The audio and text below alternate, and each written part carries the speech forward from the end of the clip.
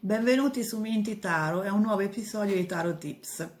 Con questo episodio voglio parlare della differenza fra la lettura attraverso delle stese con carte in posizione fissa e invece una lettura basata su una stesa che in realtà si evolve attraverso un flusso libero di carte e di pensiero. Ci vediamo immediatamente dopo l'introduzione. A dopo, ciao.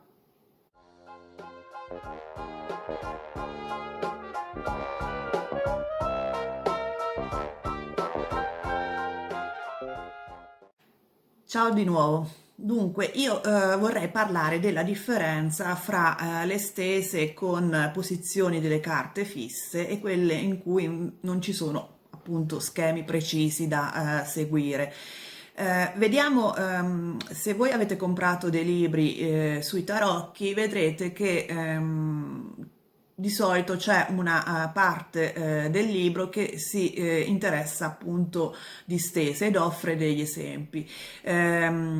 Di solito, molto spesso, anzi direi quasi sempre, le stese che vengono suggerite hanno degli schemi prefissati con posizioni fisse per le carte, mm, che possono avere, vediamo per esempio, può essere una stesa molto semplice, è questa, e dunque, qual è la caratteristica di questo tipo di stesa? Beh, innanzitutto che solitamente viene posta solo una carta per ogni posizione e ogni posizione ha uno schema, un significato ben preciso. Per dire, questo potrebbe essere il passato recente, il passato remoto, le influenze future, la situazione presente e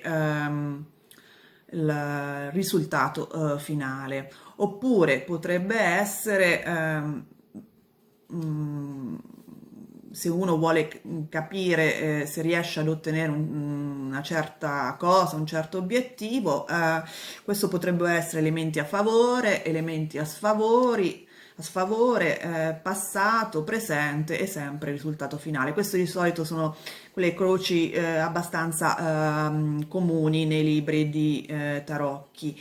Bene, i vantaggi e gli svantaggi di questo tipo di lettura. I vantaggi sono che, soprattutto per chi è ancora alle prime armi, ha a che fare con una sola carta per volta e è facilitato nell'interpretazione appunto perché la carta si incasella molto bene nello schema, quindi non ha da scegliere tanto tra vari significati attraverso una intuizione, ma gli viene suggerito esattamente che tipo di significato dare. Per esempio, se questa fosse la posizione delle cose a vantaggio, il significato che è più pertinente in questo caso è che c'è una forte energia positiva, una forte passione attraverso in questa nell'animo diciamo del consulente, scusate, del consultante, verso l'attività che vorrebbe porre in essere.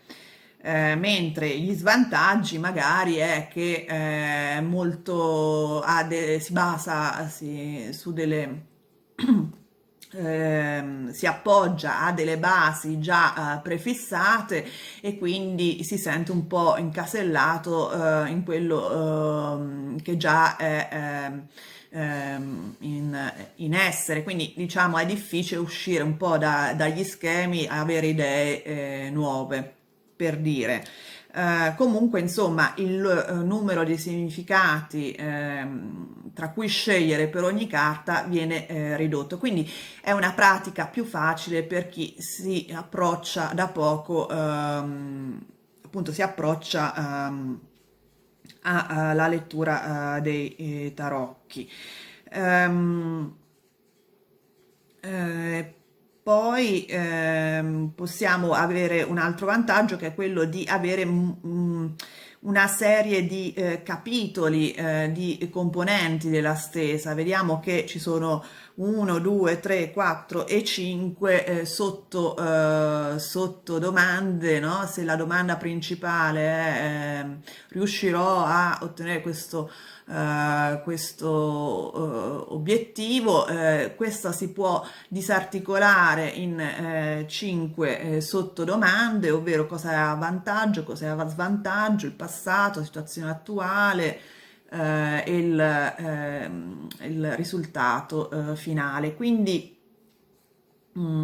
ha diciamo una risposta, in questo caso la lettura offre una risposta molto sfaccettata. I limiti di questo approccio è che soprattutto per chi è più avanzato nella pratica della lettura dei tarocchi rimane un attimo troppo rigido, ovvero una carta per ogni posizione offre poche informazioni e soprattutto è un po' uno schema troppo rigido, nel senso non dà veramente la possibilità di utilizzare la nostra intuizione a fondo. Mm, per un certo verso, cioè fino a certi limiti, ecco, si utilizza l'intuizione anche in questo caso, ma fino a certi limiti, non fino al massimo. Invece per stesa a flusso libero, come la chiamo io, vuol dire non utilizzare uno schema preciso, ovvero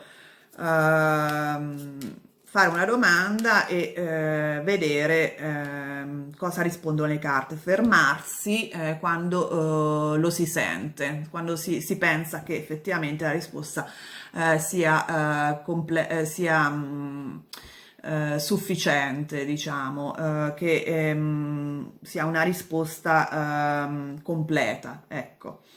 Anche qui, in questo modo il vantaggio è che non si è legati da uno schema rigido, quindi si è liberi di far parlare la propria intuizione, si ha la possibilità di utilizzare tutti i significati di ciascuna carta, che vengono scelti in base proprio a un'intuizione, soprattutto appoggiandosi alla posizione all'interno delle carte, le carte appunto che sono alla destra, alla sinistra, eccetera. Però gli svantaggi sono che bisogna avere una coscienza abbastanza approfondita delle carte dei tarocchi, perché altrimenti si va un attimino in confusione. Quindi è soprattutto una tecnica che si utilizza una volta che si ha una conoscenza avanzata dello studio dei tarocchi. Vi verrà spontanea da soli e a un certo punto sentirete, utilizzando appunto la stesa a posizioni fisse, che non è sufficiente per voi, e quindi passerete spontaneamente a un certo punto a utilizzare lo schema a flusso libero, almeno così è capitato a me. Poi questo schema a flusso libero appunto ha anche lo svantaggio, volendo, di essere più difficile da interpretare dal punto di vista puntuale, perché voi avete fondamentalmente una storia davanti a voi e magari è difficile capire i tempi, capire, dividere le informazioni tra appunto componenti separati, come abbiamo visto prima, cioè passato, futuro, oppure svantaggi, vantaggi, eccetera. Quindi quello che solitamente io suggerisco è di fare una via di mezzo, ovvero magari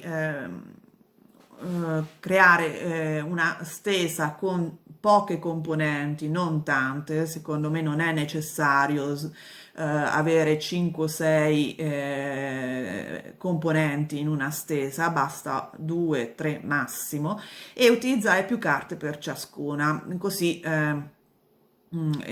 potete appunto avere più informazioni per ogni componente. Per esempio, magari questo è il presente, questo è il passato, questo è il futuro, oppure se volete sapere di una relazione, per dire, potete vedere le energie presenti e i vantaggi e gli svantaggi, o comunque le cose a favore, i fattori a favore e i fattori a sfavore. Quindi più carte per ogni componente. In questo modo è utilizzata una via di mezzo fra il flusso libero e lo schema di posizioni fisse. E a me rimane molto molto molto pratico. Quindi io in definitiva vi suggerisco, se siete agli inizi con lo studio del tarocco, dei tarocchi, di iniziare con con le stese che trovate magari nei libri, con una carta ehm,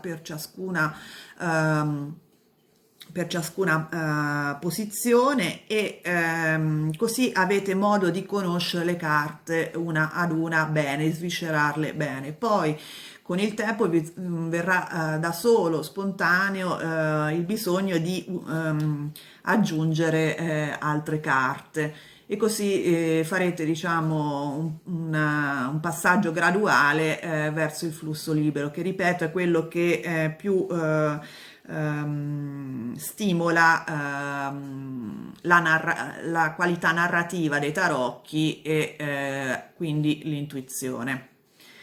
Per questo video è tutto. Se vi è piaciuto mettete pure il like, iscrivetevi al canale se non l'avete già fatto, e soprattutto attivate la campanella in modo da non perdere i video successivi. Se avete domande e curiosità sui tarocchi, aggiungete tranquillamente un commento, così che possa rispondervi e magari prendere lo spunto per video successivi.